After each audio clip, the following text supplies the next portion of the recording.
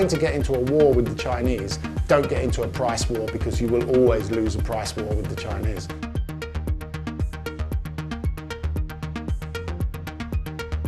Clearly, someone in the soft power department in Beijing has decided that there will be a First Lady strategy, and she's the one to do it.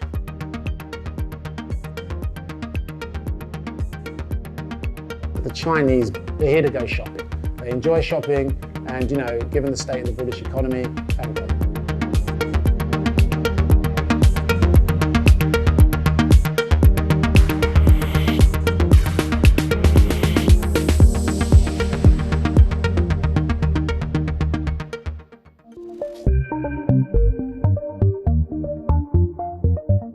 The retail market's had a pretty good 5 years, and it had been a real boom time.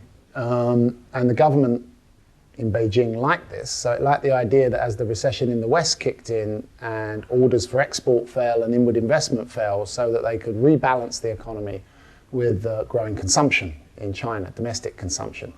That has continued for the last few years, but the last couple of quarters things have got a lot tighter.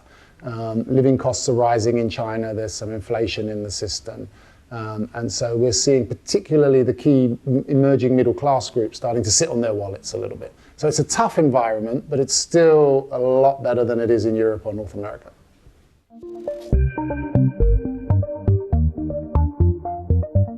The luxury end, or the high end, or whatever people want to call it, of course you've got China's super rich that are there, but the bulk of that market is actually middle class people that are traveling around the world, not necessarily people that are super rich, but it is people who have enough disposable income or can scrape together enough money to buy luxury goods. And at the moment, China is going through this love affair with particularly European luxury. Now, how much longer that will last, we know from other markets that eventually people become more sophisticated and more discerning and don't necessarily just go for the big blingy labels, but at the moment that's pretty much where China is. There is definitely a discernible, what we would call by European standards, an upper mass market with all the people that you'd be familiar with, Zara, H&M, Mango, mostly foreign retailers doing extremely well. There are a lot of local brands that are quite exciting. And then there, of course, is a large low-end market for people that really don't have very much money at the moment. So it's a very fragmented market, and people do move around. Luxury is not just for the super rich. The mass market is not just for people with a little bit of money. There are lower-end people in tier 3, tier 4 moving into that market. It's all very fluid at the moment.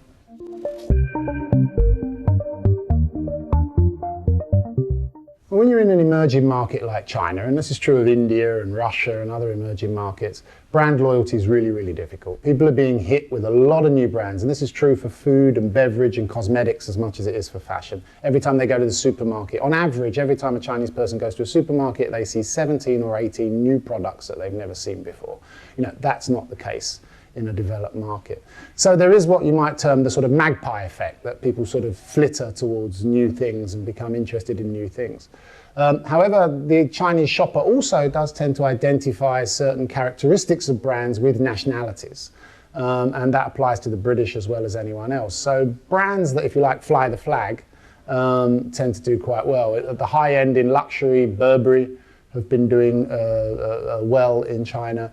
New entrants from the UK like Mulberry and Paul Smith are doing quite well. Alexander McQueen has had a very good year, which is fairly new to China. Slightly lower down, brands that you might not expect to do very well in China have opened and done quite well, like Cath Kidston and people like that. But others, and of course the high-end luxury cars, Land Rover, which is not technically British anymore, but you know what I mean, Aston Martin, brands like that do well. On the other hand, you've got very well-known UK brands that have not translated quite as well. I mean, Marks & Spencer would be an example of that. And then we've got UK brands that are mass market brands that are doing okay and building a presence. And I guess the great example of that would be Tesco, who are doing extremely well. Well, I say extremely well. I mean, they're doing extremely well in terms of opening lots of stores. The profitability of those stores is a little more tricky. But certainly Tesco is a UK brand that everyone in China now pretty much knows.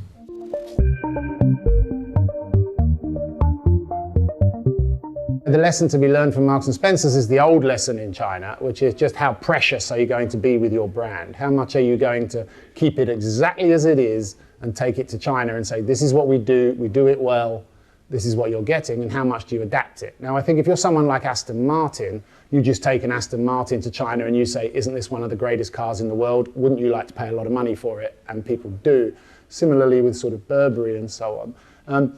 Once you get down to someone like Tesco, of course, you know, the layout of a UK Tesco is not necessarily going to work exactly in China. So they adapt and they localize. And if you look at things like the fishmonger counter, or if you look at the reduction of the bakery counter, you know, localized products, a little bit less perhaps own brand product, things like that. Tesco have adapted that way.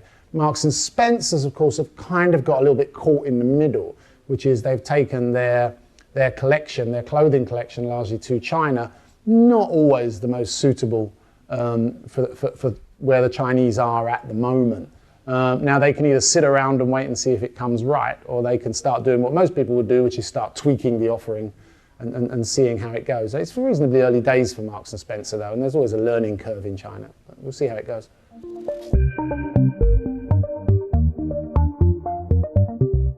Online is large, and online also allows people to get very good prices. It's arguable at the luxury level how much people do want a customer experience. Of course, the brands will all say they want a customer experience because it's one of the things that they push.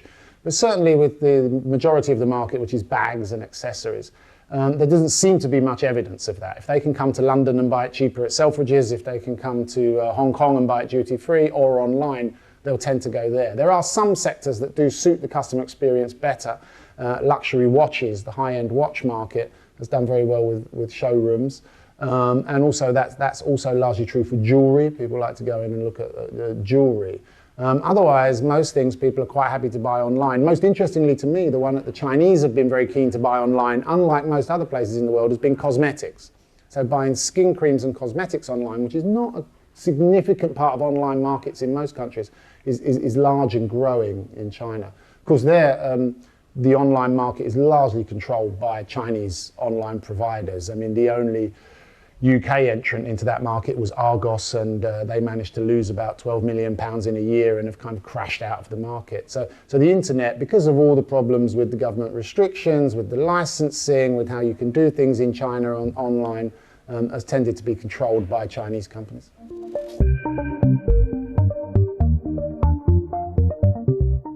There really isn't any competition at the moment. If you look in the luxury end, what the Chinese by and large want is European high-end luxury. A little bit of American. I mean, you know, I could name one or two very tiny, by comparison, Chinese brands that are a long way from ever challenging. If you look at the ladies' fashion market, for instance, it is completely dominated by Zara, Mango, H&M. There are Chinese entrants in there, but they're really not giving anyone any sleepless nights at the moment. Once you get down to the lower end of fashion, then you will see a bit more of that. And again, you know, in your sort of everyday essentials market, you know, there are Chinese brands in toothpaste and female hygiene and diapers and various things like that that are doing okay. But by and large, you know, if people have enough money and if people can afford it, the default position is to buy imported. And again, with food and beverage, of course, that has been accentuated in recent years by just the large number of food scares and problems with many Chinese food brands. So again, it almost then becomes not an aspiration and lifestyle thing, but a self-protection strategy.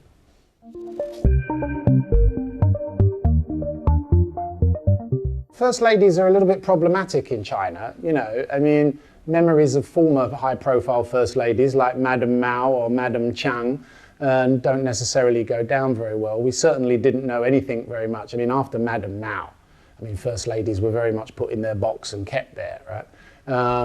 So we didn't really know very much about Mrs. Deng or Mrs. Jiang, or Mrs. Hu was completely unknown.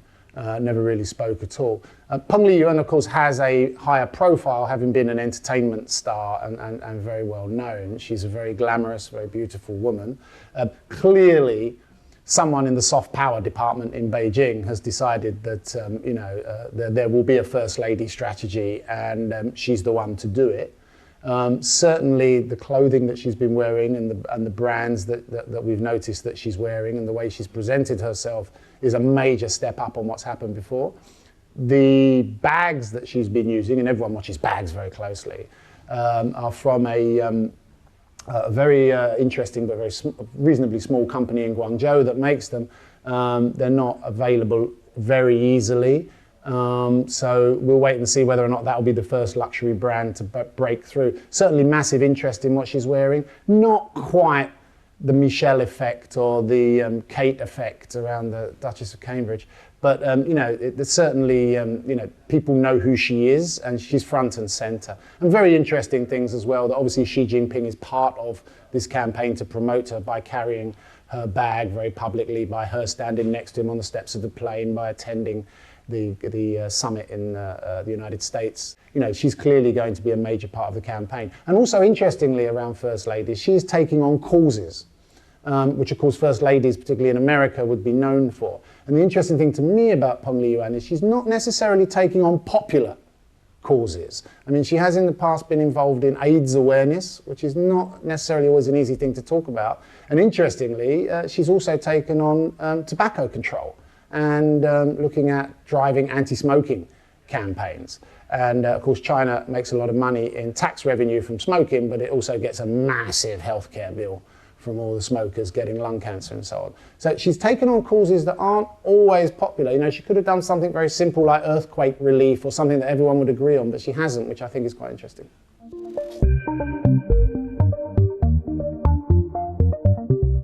For years, of course, the Chinese have had the problem of very high luxury taxes, which means that basically high-end goods, whether it be watches or because of import controls, whether it be an iPod or something like that, Chinese consumers are paying more for those than they would do anywhere else in the world. And this has gone on for a long, long time. It was true when the mobile phone market first came around. Imported cars are extremely expensive. Everything's very, very expensive. All you have to do is get down to Hong Kong and it's duty-free. Right? All you have to do is come to Europe and of course you're getting your tax back at the airport and so on. Even in America, that gives you nothing back when you leave. Things will still be cheaper. And of course, Chinese people have been able to travel more. They can afford it. They can get exit visas. They can get entry visas. So that has moved things around. There's always been a lot of pressure on the government to reduce luxury taxes. Governments don't like giving away taxes, right? Any country under any system. So they've not reduced those taxes. When it was a fairly limited pool of people, the new middle class of Shanghai and Beijing and the super rich going to Hong Kong and buying things, or Macau, it wasn't a problem. That money going into Hong Kong and Macau was ultimately part of the greater China economy. But now we have significant amounts of money going to the European Union, to the United States, to Australia, to Singapore, to Japan, to everywhere in the world, basically. And this equates to, no one quite knows what the total number is, but what we do know is that this equates to a significant capital outflow. And China's government has spent so long trying to stop capital outflows by protecting its currency, by restricting where people can invest abroad and what they can do, that it seems ridiculous that they would allow, particularly at a time when they're trying to boost domestic consumption, that they'll allow this currency outflow to continue. The problem is, of course, they can't really now go back to saying you can't go shopping, or if you do go shopping in these days of credit cards and everything else, you can only take $100 or something with you. They can't really do that. The only way forward is to drop the luxury tax. Get rid of it.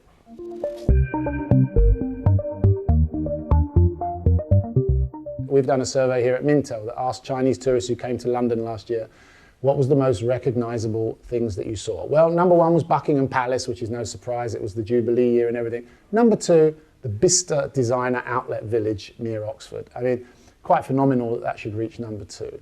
The spend of Chinese consumers here, when tourists, when they come here, is somewhere between $3,500 and $5,000 US when they come over here. They are by and large coming for shopping. Should they happen to see some nice old colleges at Oxford, the Houses of Parliament, the river, a few other things, then they're here. They're not really here for the restaurants. They're not here for the art galleries. They're not here to go to the National Theatre or the Globe or anything like that. They're here to go shopping. They enjoy shopping. And, given the state of the British economy, thank God.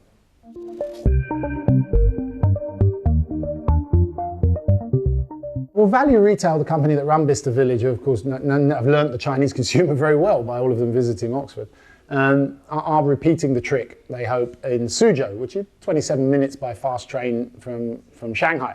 If you take the population within a 1 hour train ride, fast train ride of Suzhou, it's about the population of the European Union. Now, not all of those want a Gucci bag or can afford one, but that's a lot of people. They will be subject to luxury taxes. However, if you look at Chinese tourists that are coming to Europe, particularly to Europe and America and Australia, the longer haul destinations, they will come once, but they're not coming every year. They may never come again. They may come only once every 5 or 7 years. But of course, when you've got 1.4 billion people, your replacement rate is a lot more than most other countries. So it's mostly different tourists that we're seeing all the time. They still have a desire for brands when they're back home. There's not much else to do in China on a weekend except go shopping. So, I imagine that Bicester, Suzhou will be absolutely packed and will probably do very well. I know they have a very nice mix of retailers. It's very accessible, it's very easy to reach, and of course the brand name is familiar to so many people.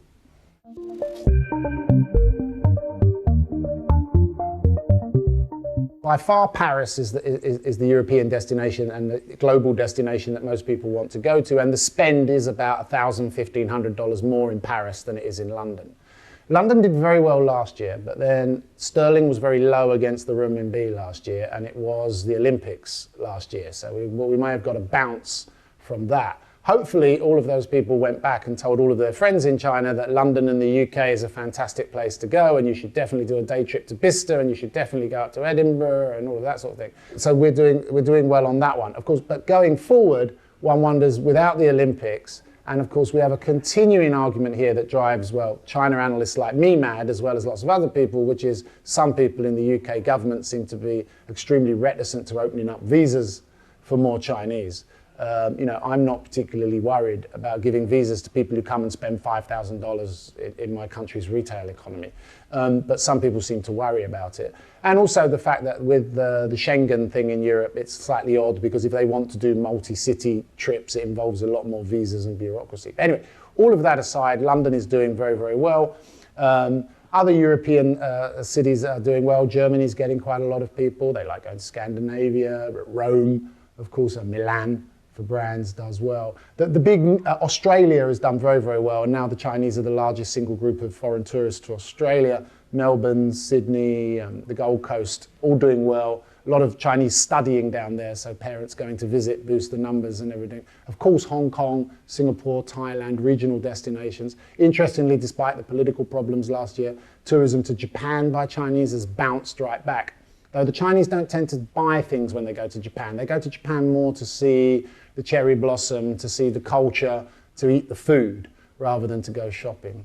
The big new market, the one that everyone's very excited about, or having to look at a competition, is the United States. Homeland Security is now opening the visas. Chinese have always wanted to go to America. At the moment, the spend is quite low.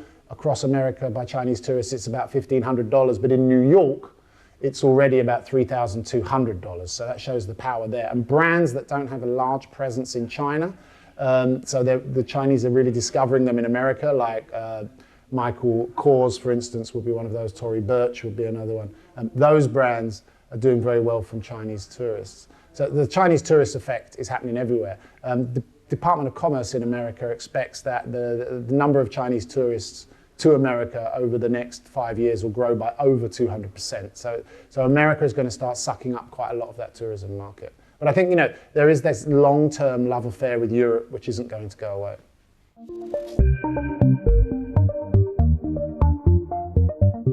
Chinese tend to pre-book all their meals and things like that. They're a little bit like British tourists to Spain, they like their equivalent of a fried breakfast and an egg and chips. So they're not really here for cuisine necessarily, although we do see a niche market in independent travel and people that are a little bit more curious. Mostly people do like to come in groups, and people have often wondered why is it that the group travel form, even with middle class, has remained so strong when experience tells us it should move more towards independent travel. And the simple reason is that the Chinese booking that trip with flights, hotels and food in China, they get an incredible deal. It's incredible, so it's worth putting up with being on a tour group to get that kind of deal, which gives you more money for shopping. The other things that could happen is retailers in the UK really need to wise up to payment systems from China. Places like Selfridges and the Bicester Outlet Village all take Union Pay, which is basically the sort of switch system or the debit system for the Chinese. There are other major shopping malls around the UK where they haven't taken it. They've thought it was a hassle because you have to have another terminal and another agreement with a clearinghouse and everything. They're very, very wrong to think that. A lot of Chinese do have international credit cards, but many, many don't. A lot of them don't like carrying a lot of cash because it makes them a target in Europe and so on. We've had a problem with that. Union Pay is the answer to it. So, if you're a retailer and you want to attract the Chinese and you haven't got Union Pay, then that would be ridiculous. The other thing, of course, is that UK retailers who want to get to the Chinese that are coming to Europe or to the UK, and John Lewis, by the way, the John Lewis Group has been very good at this, really need to look at whether or not they've got a Chinese website, whether or not they're able to show their product offering online, because a lot of Chinese are pre-selecting their purchases before they come. They're not necessarily coming and browsing. They're arriving at Heathrow, they're going to Selfridges, they're walking in and they're saying, I want a Bottega Veneta bag and I want this bag in this color and I know what the price is because I've looked on your website. And very often you'll find that people just print off that page of the website, bring it in and hand it over to the sales customer. So having a very effective, very comprehensive Chinese language website, even if you are a UK department store, if you want to attract the Chinese, then it's worth that investment.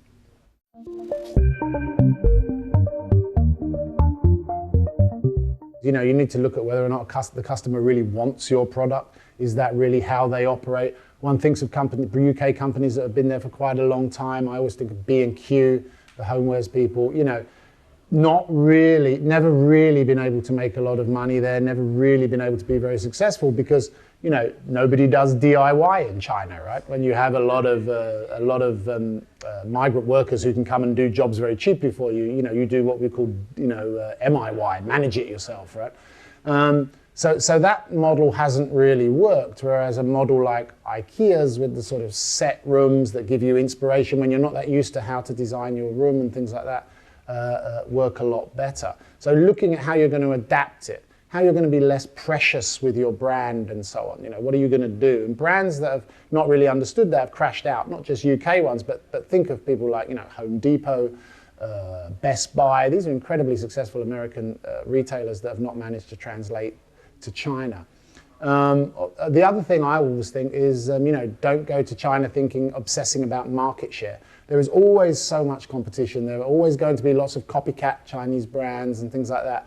You're not ever going to get market share in the way that you get market share in the West. And the only way you are going to get market share is by dropping your prices. And if you're going to get into a war with the Chinese, don't get into a price war because you will always lose a price war with the Chinese. So, we've seen people like Walls when they took the Magnum ice cream bar, which was a semi-luxury ice cream bar, everyday luxury sort of here, drop the price lower and lower to get market share, but end up with no margin and no prestige or mastige around that brand anymore. So I think that those things, which have been true for a long, long time, are still the key things.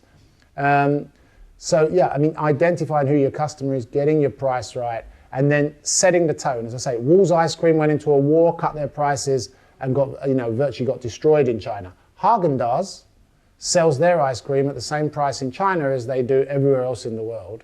Very successful business model. Chinese will pay if you can make a value proposition and argue that your quality and your heritage, the materials or ingredients that you use are of a good quality, it's a safe product, it's a good quality product. People around the rest of the world like the product.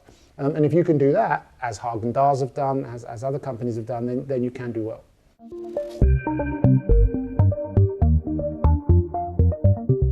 Looking at the high end of the market, it's quite interesting in that I think that, for a growing section of the market, particularly in tier 1 cities, Shanghai, Beijing and so on, we're seeing people move away from being obsessed with logos and brands and wanting to have big stamped logos everywhere. We are seeing a growing group of people now who really do feel the quality and are interested in the brand heritage, the materials, the manufacture and so on. And I think this is seen by the success of brands like expensive brands, like Bottega Veneta or Louis, the Spanish leather brand and people. Those are doing well. So, not so much of an obsession with it. It has to be a Louis Vuitton, it has to be a Dior, it has to have large logos all over it, which I think is a sign of sophistication. In the mass market, we've certainly seen over the past few years, thanks to Zara in large part, women, particularly what you might call the office ladies, dressing a lot better and dressing a lot more formal. What tended to happen was that the men slightly fell behind on that one. So at the moment, menswear and men's cosmetics, men's skincare, men's grooming, if you like, both clothing, footwear and cosmetics is all doing very well and very interesting. And there's also, if you look at somewhere like Korea, I mean, with the men's cosmetics ranges that are being developed for Asian men and things in Korea coming into China, that market should grow quite significantly. In food and beverage, I mean, the trend is all at the moment towards natural in its broadest sense, organic. What we really mean by that is not a sort of ethical notion of those things, but really just product safety. You know, how can I guarantee things? How can I make sure that my infant formula or my milk or my whatever is safe? And how do I protect myself and my family and my community from this constant tsunami wave of food scares?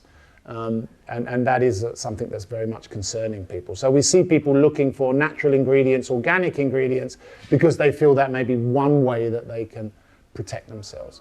So overall, I think, you know, growing sophistication, a growing interest in the provenance of brands and the provenance of ingredients and so on. And at the same time, you know, larger number of people coming into the market in tier 3, tier 4. I mean, things that we only saw really sold in tier 1 and maybe tier 2 a couple of years ago, like diapers or something, now selling in tier 3 and tier 4, becoming universal products. So there's still a lot of growth to go in the market, but a lot of competition. The Chinese consumers becoming very discerning. You're going to have to fight for them, both against the competition and in selling your narrative, your brand strength to them.